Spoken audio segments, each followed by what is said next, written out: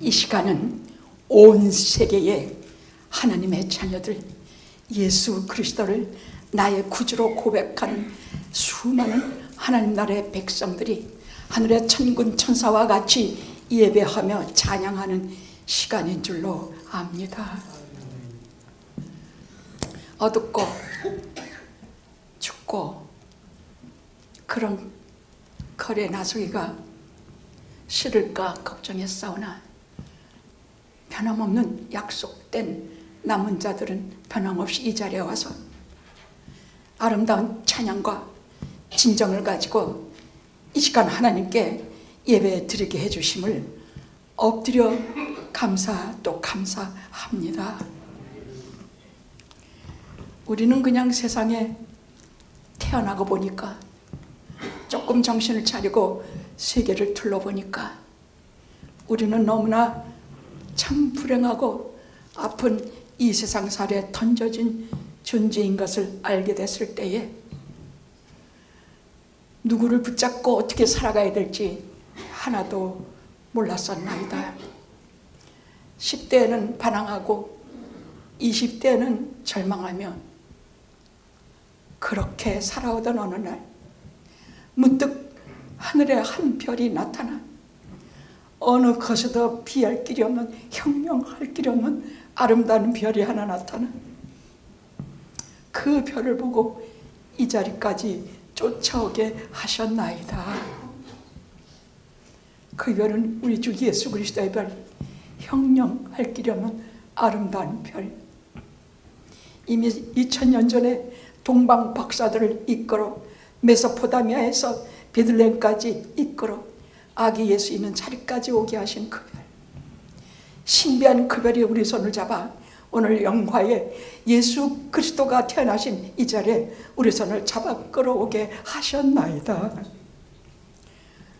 그리하여 우리는 아기 예수께 경배하며, 그리하여 우리는 한 분 그 예수 그리스도를 바라보며 이제 또 남은 인생을 소망과 희망을 품고 걸어가게 하셨사오니 이 예배를 영원히 기억하게 하시옵소서. 예수님의 이름으로 기도드렸나이다. 아멘. 아멘.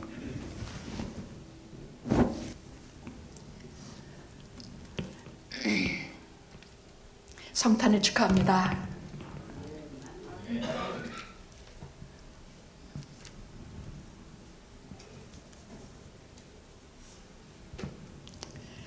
드디어 몇천 년간 그렇게 고대하고 기다리던 메시아께서 이 땅에 오셨습니다.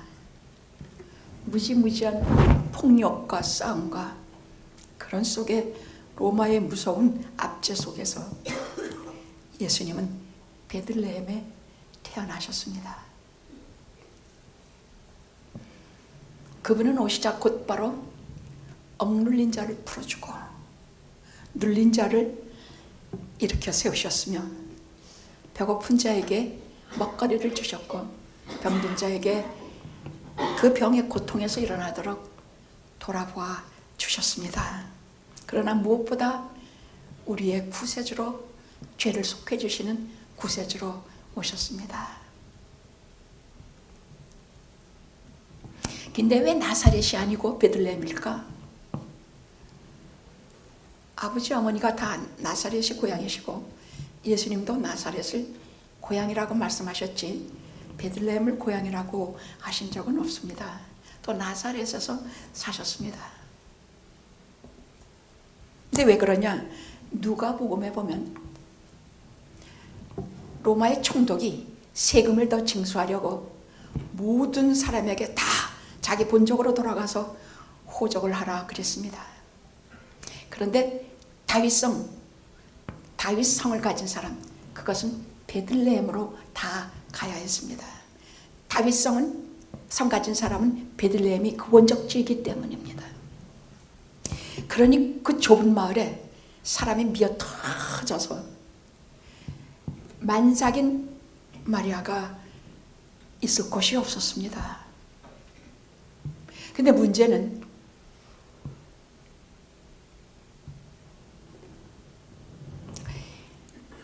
이건 인간들의 생각이에요. 인간들이 호적 조사를 해라 뭐라 해서 요셉과 마리아가 거기를 간 것으로 겉으로는 보이지만 실은 아니에요. 모든 머리칼 하나도 우리의 숨소리 하나도 간섭하시는 하나님께서 메시아는 이미 미가라는 선지자를 통해서 몇천 년 전에 이미 메시아는 베들레헴에 오실 것이다 하고 예언했기 때문이에요. 구약의 예언이 아주 많아요.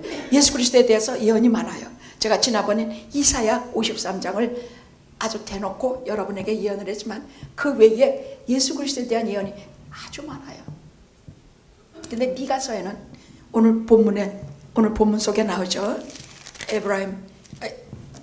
베들레헴 에브라다야, 너는 유다 족속 중에 작을지라도 이스라엘을 다시는 분이 나와서 그의 근본은 영원하신 분이지만은 그가 창대하여 땅 끝까지 미치리라. 이런 예언을 하셨기 때문에 하나님의 여기는 그냥 우리는 그잖아 호족하러 가야 되는구나, 베들레헴으로 가야 되는구나, 이게 아니에요. 하나님께서 말씀하셨기 때문에 열 왕들이 지네도 모르게 하나님의 도구가 돼요.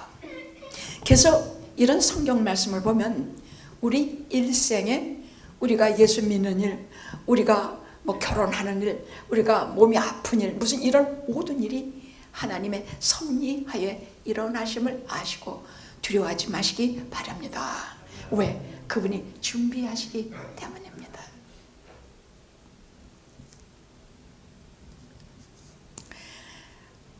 도대체 왜 만삭의 마리아가 남자만 가서 하면 되는데 왜 따라갔을까?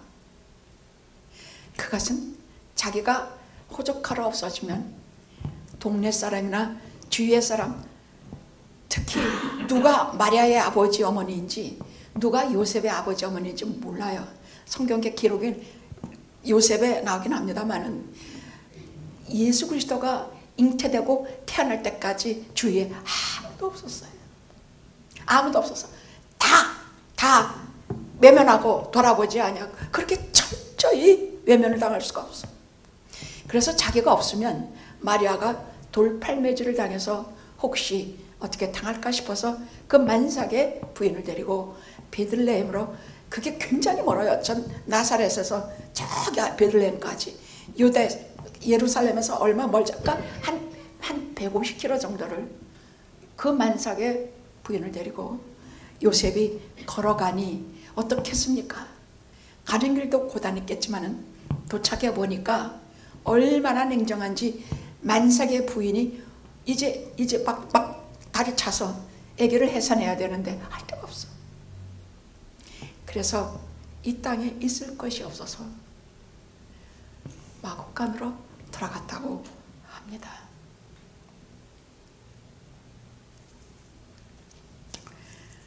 그러면 뭐 정말 그렇게 아무도 없었느냐? 그건 아닙니다.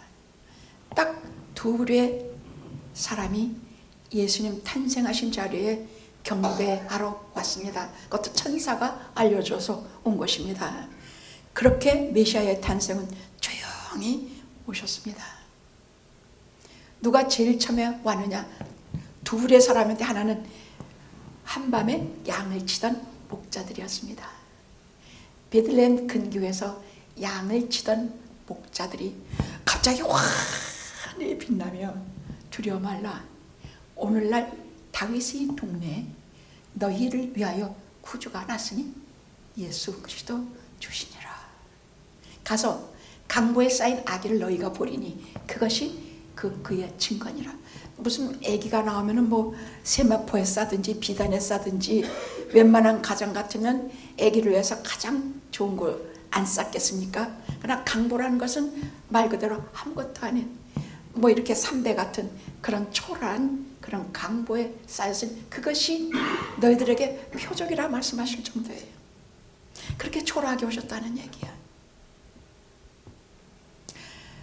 가만히 생각했어요. 하나님은 이 땅에 아들을 보내실 때 어떤 마음으로 보내셨을까? 태어났을 때 그 초라한 마국간에 아버지로서 조용히 바라보시며 아, 우리 하나님은 정말로 희한하신 분이다. 우리 하나님은 그분은 절대로 그분 가까이, 하나님 가까이 사람들이 오지 못하겠어요. 하나님 가까우면 다 죽으니까요. 근데 그의 아들 하나님이 이 땅에 오실 적에는요, 너무너무 겸손한 모습으로 세상에 오게 하시고 너무너무 우리 모두가 가까이 갈 수 있도록, 그분을 봐도 죽는 사람 아무도 없었어요. 하나님이신데도 불구하고 아무도 죽지 않았어. 오히려 하나같이 살았어. 그래서 저는요, 하나님의 용기라는 것도 있구나. 이 비천한 땅에 하나밖에 없는 아들을 내려 보내실 때에 그 진절이 나는 그 사랑의 아들 하나를, 그 진절이 나는 이 악독한 땅에 보내실 때 하나님은 정말 하나님의 용기를 내셨겠구나. 물끄러미 보시며 그 아들의 짧은 생애를 처음부터 마지막까지 하나님의 크신 눈물 한 방울이 오는 것을 말씀해 주시는 거구나. 그렇게 느낄 수밖에 없. 주님은 그렇게 오셨습니다.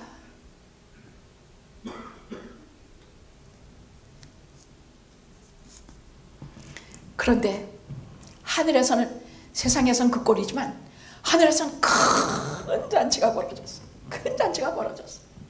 목자들이 막 달려가서 그걸 찾아서 구유에 누이신 아기 예수께 경배를 하니까 갑자기 하늘이 환해지면서 누가복음 2장에 나와요. 저는 예수님 탄생 말씀 중에 여기를 제일 좋아해요. 누가복음 2장에 나와요. 갑자기 하늘에 수많은 천군 천사야. 여러분, 천군은 수도 없이 많고 천군들은 여러분 그때마다 하나님의 백성들이 고통을 당할 때마다 그때마다 수도 없이 나타나서 하나님의 사람들을 도우셨어요.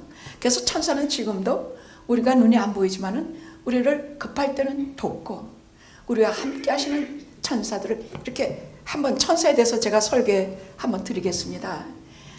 우리 기독교 역사에 그 천사들이 나중에는 미가엘, 가브리엘, 또 이 세 분 밖에는, 한 분 또 해서 밖에는 더 이상 사용하지 못하겠습니다만, 사실은 천사는 등급이 다 있어요. 그래서 그 등급 따라서 가장 일반적인 천사들이 우리와 동행하며 우리를 돌아봐 주시며, 급할 때는 하늘에서 날갯짓을 치면서 내려와 우리를 감싸주시는 그런 분이 또 하나님께서 섭리하신 사람, 영들입니다. 아멘. 우리 영적인 세계는요, 우린 하나도 몰라요. 그래서 성경을 보면 우리가 어떤 존재들인지 알아요.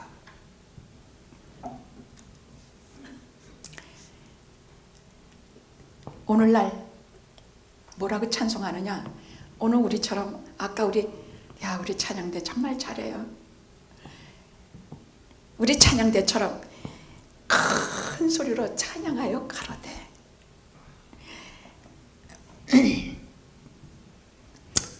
높은 곳에서는 하나님께 영광이요, 땅에서는 기뻐하심을 입은 자 중에 평화로다. 이거 알 것 같은데 잘 모르는 소리예요. 무슨 말이냐? 천사들은 보거든요.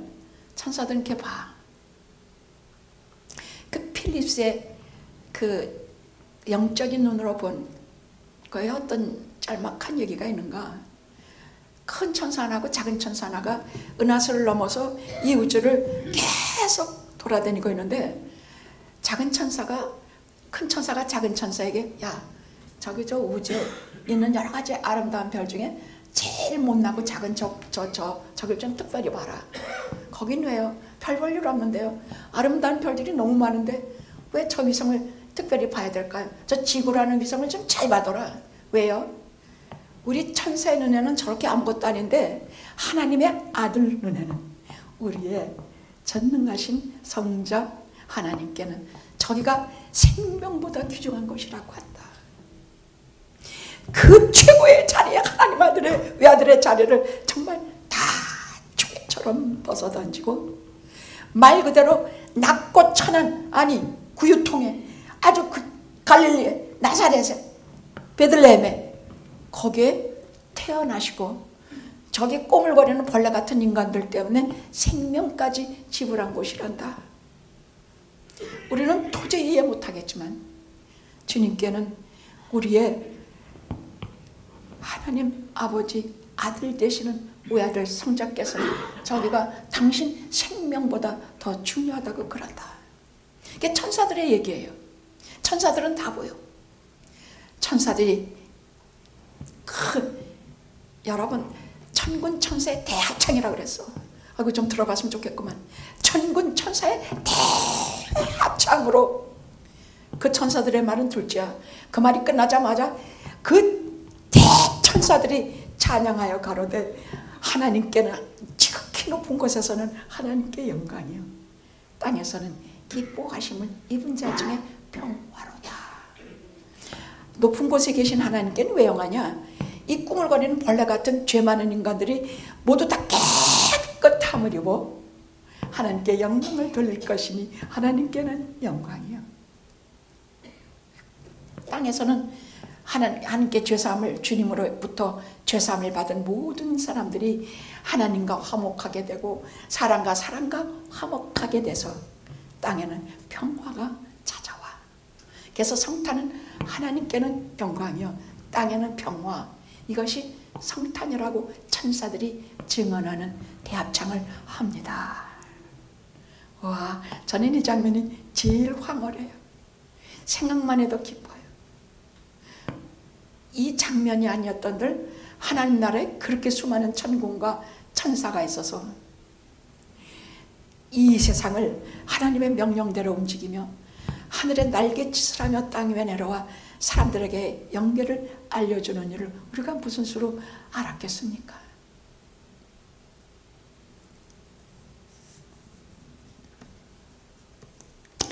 어디서부터 이 위대한 예수 그리스도 구세주의 얘기가 시작되느냐?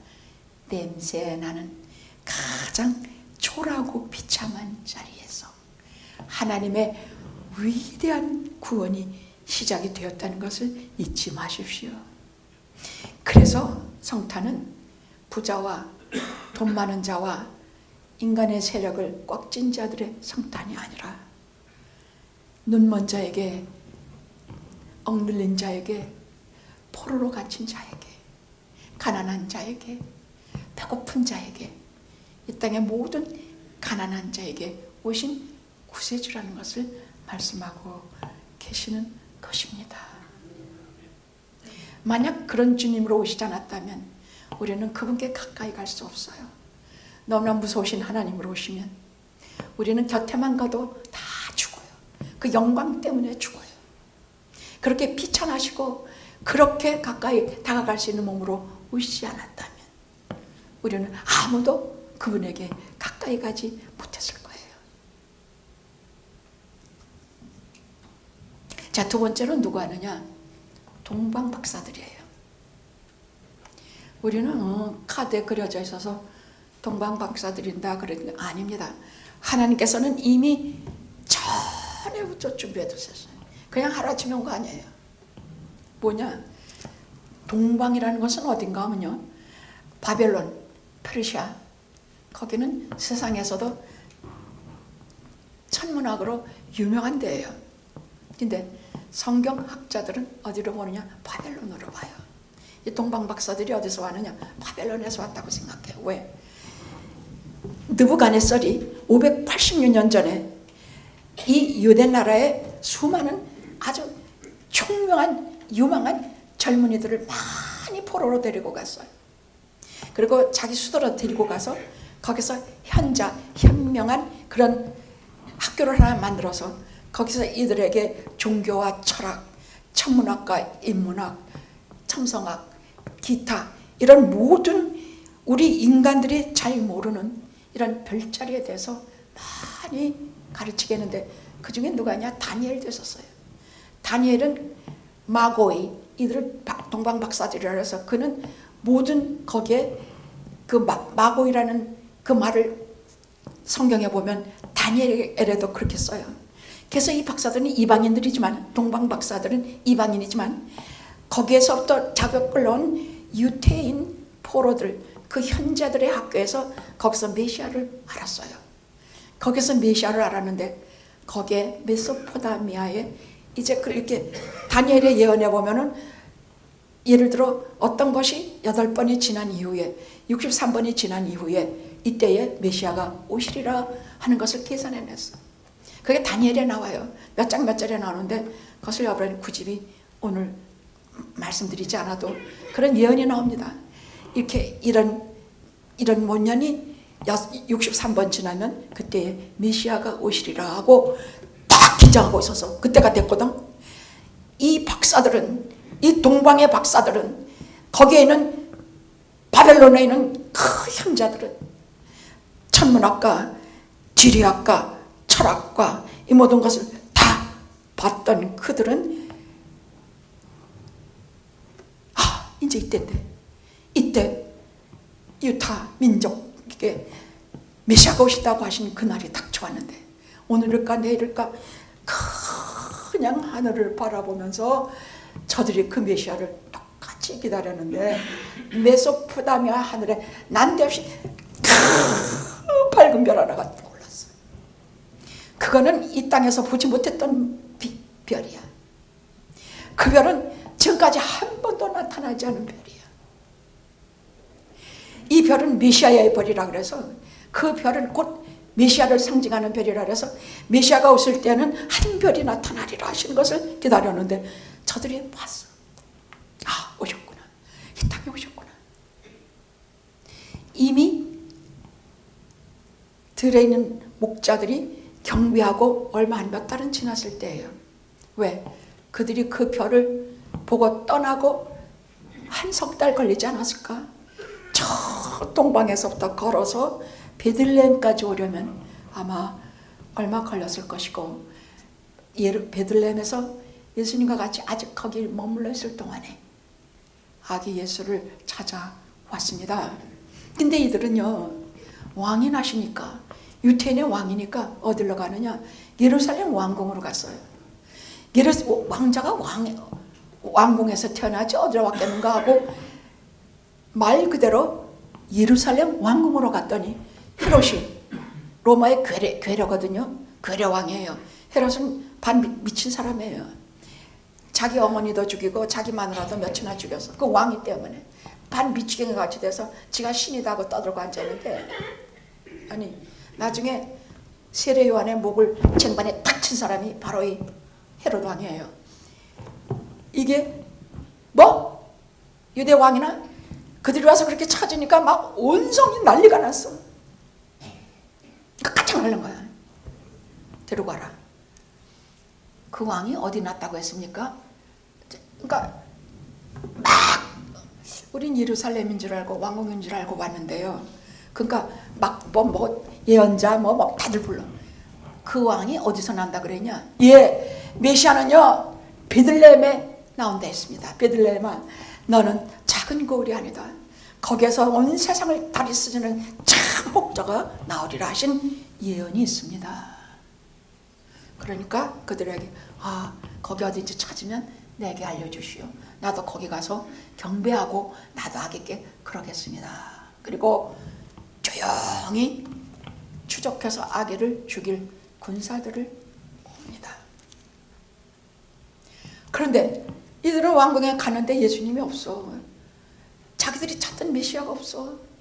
그들은 정말 그 먼 길을 그 말씀 하나 믿고 그 예언 하나 믿고 그 메시아 하나 만날 양으로 이 땅의 모든 슬픔과 죽음과 애통과 이 땅의 모든 서러움을 해결해 줄 그 메시아 한번 만나고 싶어서 그 먼 길을 그 별 하나 따라왔는데, 예루살렘에 와보니까 그 맹수 같은 왕만 있지 그렇게 바라는 왕자가 없어. 그래서 섭섭해서 다시 나서니까 거기에서는 보이지 않던 그 별이, 메시아의 별이 확 떠올라요. 그들을 더 비춰. 그 별을 보고 기뻐하고 기뻐해요. 그 별을 따라서 또 가. 그 별을 따라서 또 가.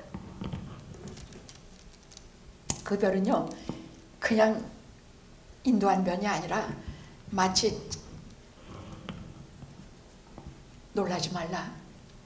나는 네 하나님이라. 두려워 말라. 내 오른천능한 오른손으로 너를 붙들리라 하시는 것처럼 그 별은 그 박사들, 마고의 동방 박사들의 손을 친히 끌어서 아기 예수가 있는 곳에 인도하신 것처럼 그 별은 그렇게 인도했습니다. 그리고 드디어 아기가 있는 곳에 딱 머물러서 그들은 너무 기뻐하면서 들어가 보니 거기에 그 초라한 장면을 보고도 그들은 절대로 낙심하지 않았어요. 그들은 사회적으로나 무엇이나 최고의 사람들이에요. 박사들이고 천문학과, 철학과, 종교학에 능통한 사람들이에요. 목자들이 이 세상에서 아주 비천한 사람들이었다면 동방 박사는 최고의 위치에서 모든 것을 가진 사람들이, 그들이 가져온 황금과 유황과 몰약은 그 당시에 최고의 비싼 예물이었습니다. 황금은 왕의 왕에게 드리는 예물이요, 유황은 최고의 제사장에게 드리는 예물이요, 몰약은 시체가 썩지 않은 유일한 구세주 예수 그리스도를 위한, 우리들 대속을 위한 그 예물을 왕 앞에 바치고 마리아하고 요셉에게 전한 게 아니에요. 그 아기에게 깊이 경배하고, 그리고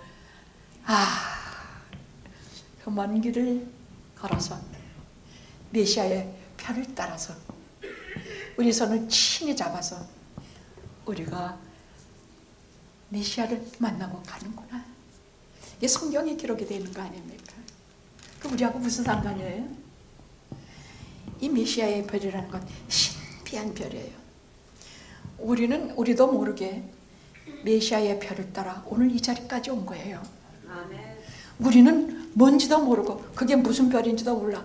갑자기 한마디가 내 귀에 꽂히고 내 가슴에 꽂혀서 죽을지 살지 모르고 그 별을, 그 말씀을 따라서, 그 예수 그리스도를 상징하는 메시아의 별을 따라서, 그 말씀을 따라서 여기까지 온 것이에요. 어떤 사람은 집안이 다 망해서 돈이 한 푼도 없어 믿을 데 없을 때에 딱 한 말씀을 따라서 여기까지 왔고, 어떤 이는 병석에서 일어날 수 없을 때에 딱 한 말씀을 따라 이 자리까지 오게 된 것입니다. 그는 신비한 별이라 이 땅에 메시아의 별, 예수 그리스도를 상징하는 그 밝은 빛의 인도하심이 없었다면 우리는 아무도 예수님이 계신 것을 찾지 못했을 것입니다. 그래서 동방 박사일 뿐만이 아니라 우리 모두의 별, 메시아의 별입니다. 오늘날 그래서 우리가 다 그 메시아의 별을 따라, 저 개인은 그 별을 따라 오고 또 오니까 거기에서 어떤 것에 이르렀는가? 맨날 집 나간 자식 기다리는 아버지가 있는 곳에 저를 인도하셨습니다. 저는 제가 탕자라는 걸 알았습니다. 별 따라 간 곳에는 제가 탕자라는 것을 알았습니다. 세상은 전부가 탕자입니다. 기다리고 계신 그 별을 따라서 가보지 않으면 아버지의 눈물도 탕자의 눈물도 우리가 보지 못합니다. 그래서 그 다음부터 저는요, 진주장사가 돼서 세상에 제일 고귀한 예수님 한 분 만나 그분만을 가슴에 품고 이 땅에 그분 하나만을 전하면서 지금도 여러분에게 메시아의 별이 인도해 주실 것을 간절히 기도합니다. 기도하시겠습니다.